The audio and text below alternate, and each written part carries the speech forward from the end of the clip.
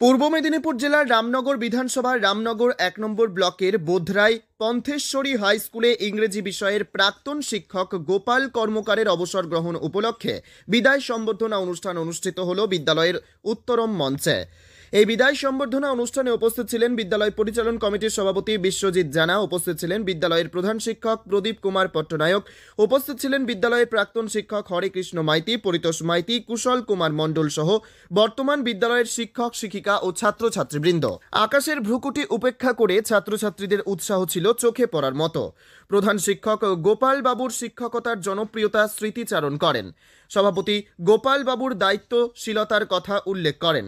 গোপাল বাবু তার বক্তব্যে স্টুডেন্টদের চরিত্র বিল্ডিংয়ের কথা তুলে ধরেন। বিদ্যালয়ের শিক্ষক শিক্ষিকা শিক্ষার্থীবৃন্দ বিদায়ী শিক্ষকের হাতে উপহার তুলে দিলেন। ছাত্রছাত্রীরা উপহার তুলে দেওয়ার পাশাপাশি গুরু প্রণাম করে। সমাপ্তি সঙ্গীতের মধ্যে দিয়ে অনুষ্ঠানের সমাপ্তি ঘোষণা করা হয়।